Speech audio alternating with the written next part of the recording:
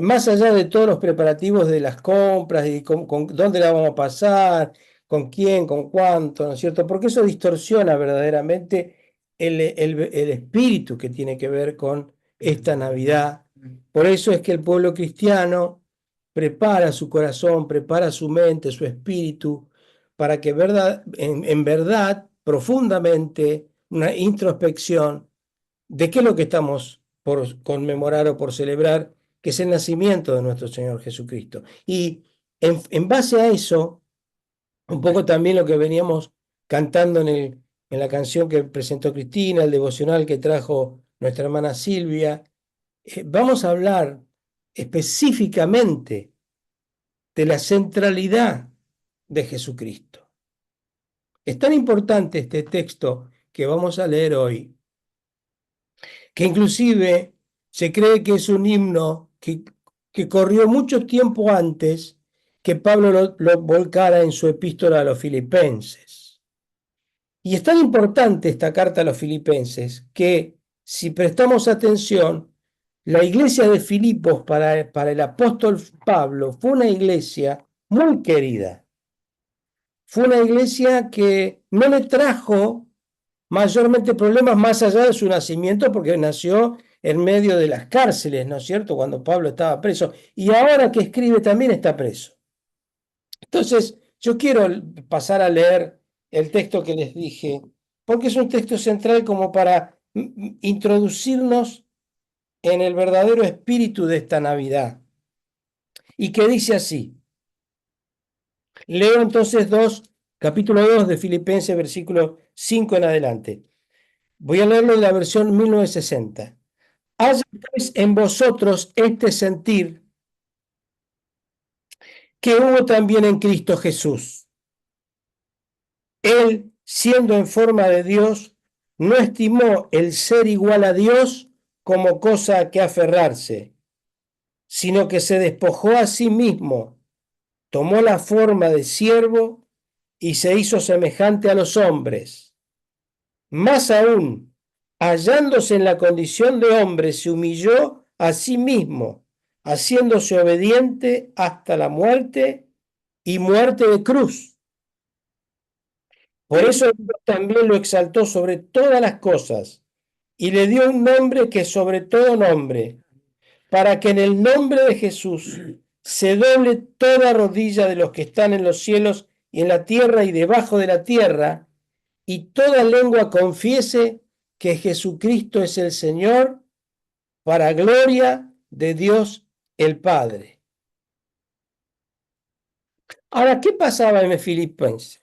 Filipenses no es una carta teológica, es una carta de mucho afecto, pero también es una carta donde el apóstol se entera de situaciones que pasan. Me acuerdo que el pastor Emanuel el día 3 de noviembre, hace un mes, cuando se estaba dando el mensaje por Zoom, también habló de las características de Filipenses y de las circunstancias con las cuales se escribe la carta. Pero básicamente Pablo observa algo y les pide a los filipenses que vivan en armonía.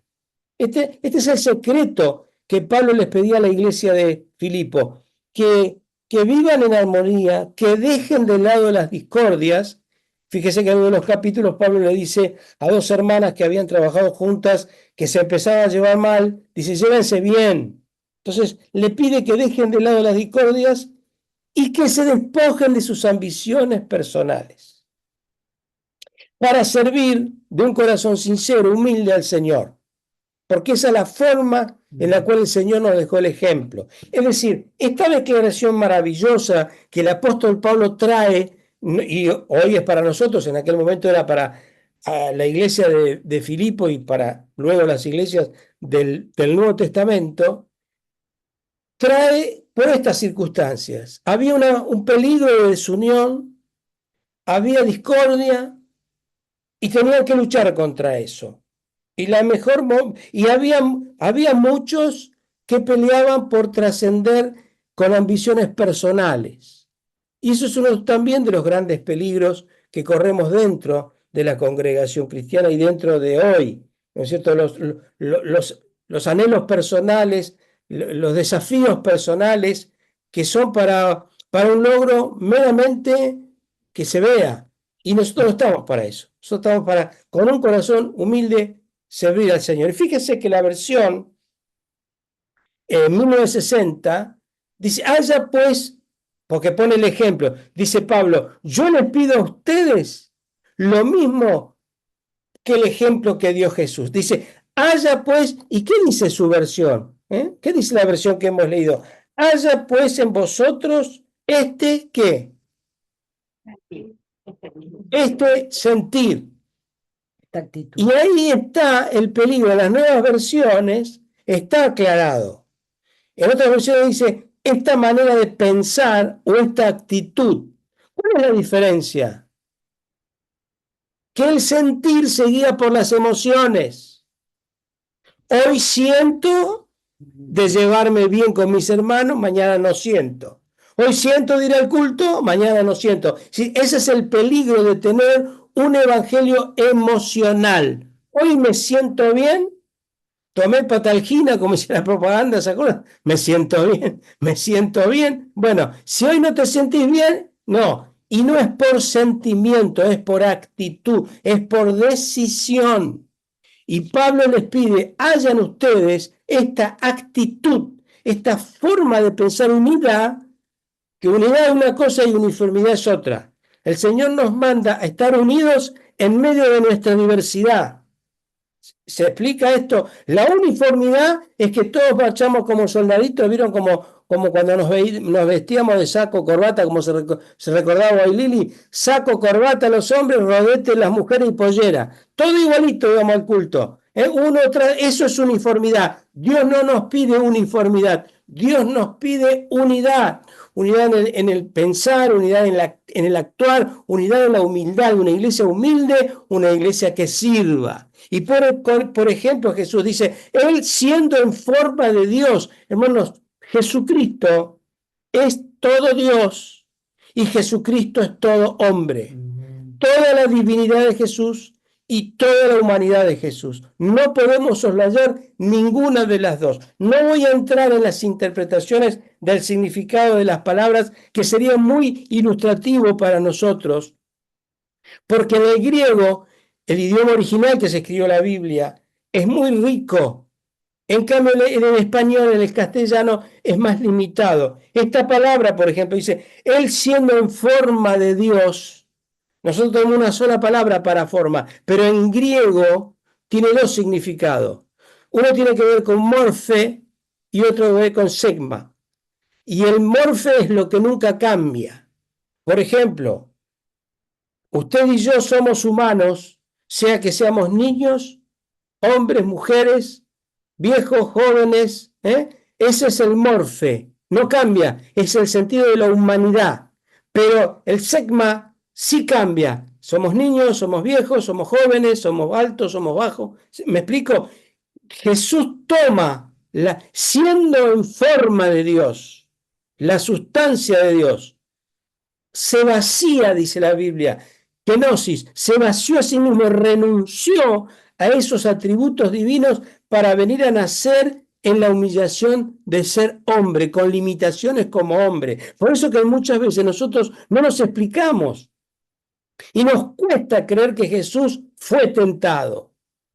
Nos cuesta que Jesús, el humano, tuvo hambre, tuvo sed, tuvo cansado, tuvo sueño, lloró, se emocionó. ¿Por qué? Porque él también fue todo hombre, con la salvedad de que fue sin pecado.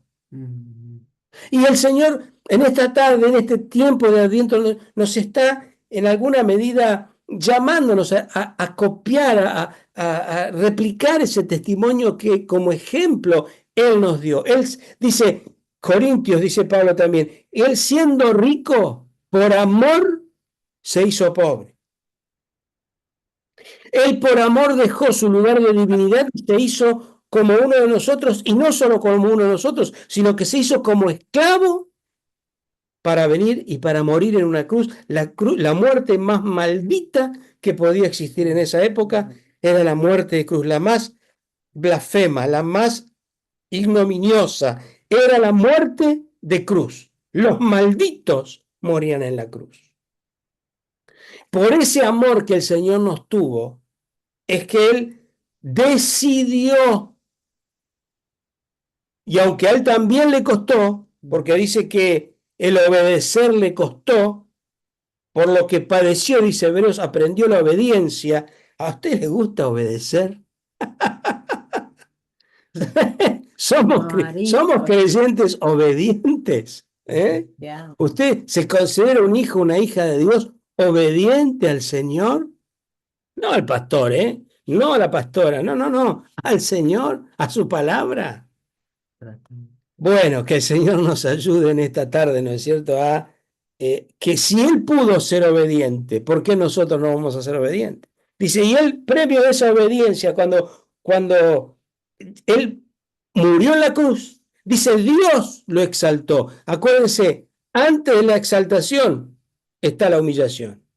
No hay manera, no hay manera, no hay manera de pretender exaltación si no hay primero renunciamiento, humillación, como le pasó a Jesús allí en la cruz, pagar el precio por todos nosotros. Por eso dice que cuando hablamos del nombre,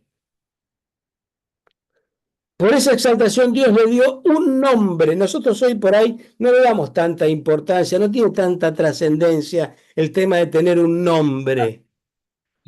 Pero para el Señor Jesucristo, justamente, dice que uno de los primeros credos para decirse cristianos era esto, decir que Jesucristo es el Señor para la gloria de Dios el Padre. Así se identificaban en ese ámbito del Imperio Romano, donde la iglesia era perseguida, el cristiano verdadero, si se animaba a testificar, tenía que decir, Jesucristo es el Kyrios, Jesucristo es mi Kyrios, es mi Señor para la gloria de Dios Padre. ¿Por qué? Porque en el Imperio Romano el Kyrios era el César. A quien se le debía la vida y la adoración era al César romano, es decir, al emperador romano. Y el cristiano se rebelaba contra eso y decía, mi Kyrios, mi Señor es Jesucristo. Ese nombre lo logró Jesús y por eso nosotros cantamos, maravilloso nombre, majestuoso nombre, porque ante el nombre de Jesús se doblará toda rodilla, la mía, la tuya, los que niegan hoy, los que están en los cielos, los que están en la tierra y debajo de la tierra, otras versiones dicen los abismos, se doblarán ante el nombre maravilloso de Jesucristo y toda lengua confesará que Jesucristo es el Señor para gloria de Dios Padre. Entonces, a modo de conclusión, yo quiero reflexionar en vista de esta nueva Navidad que nos espera, en qué medida nosotros estamos imitando este ejemplo de Jesús, dejando nuestras cosas de lado, dejando nuestros privilegios si es que lo tenemos de lado, dejando nuestras pretensiones personales de lado. Hermanos, ¿cuántas cosas tendríamos que seguir dejando de lado? Nuestros pruritos, primero lo mío, primero lo que yo quiero, primero mí. ¿Se acuerdan que siempre se los digo yo? Que Dios nos ayude a pensar. Por eso en el anterior texto, que no leímos para no hacerlo tan extenso, Pablo les dice, llévense bien, considérese cada uno como inferior al otro, tenga en cuenta al otro primero que a usted. Y esto sería tan característico y tan revolucionario para la iglesia de Río Grande y para todas nuestras comunidades de fe, si verdaderamente logramos que nuestro núcleo, nuestro pequeño grupo, en el lugar donde nos movamos, donde podamos transmitir que Jesucristo es el Señor y que Jesucristo es mi Señor para la gloria de Dios el Padre, los demás vean en mí que yo dejé mis ambiciones personales, que yo dejé mis egoísmos personales, que yo dejé una estructura de pensamiento que es, vale lo que yo digo, lo que yo pienso, que hace tanto daño en nuestra Argentina de hoy en día.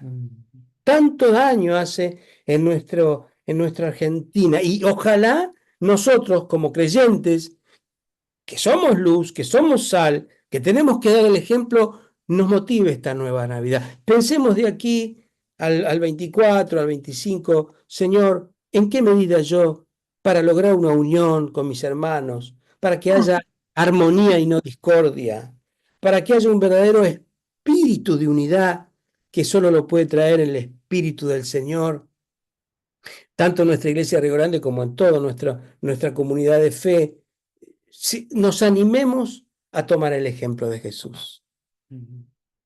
No, no dudar en dejar nuestro lugar. Darle prioridad a mi hermano, darle prioridad a mi hermana. Que no estemos siempre buscando nuestro beneficio, sino el beneficio del otro, en amor, en comprensión, en humildad. Recuérdese que la persona humilde, la palabra humilde viene de humus, y es pisar la tierra. Y hay un consejo que da una doctora conocida que yo tengo, que dice que hay que tratar de pisar descalzo la tierra, el césped si es posible. Bueno, cuídese usted allá en Río Grande porque si llega ese frío se me va a resfriar, pero que hace bien porque uno entra en contacto con la realidad. Y yo creo que muchos de nosotros necesitamos esa actitud de humildad porque es la que nos hace entrar en contacto con la realidad y con la realidad de un Señor Jesús que sigue amándonos entrañablemente, por eso dio su vida. Pensemos en esto en este tiempo cercano a la Navidad. Que el Señor les bendiga.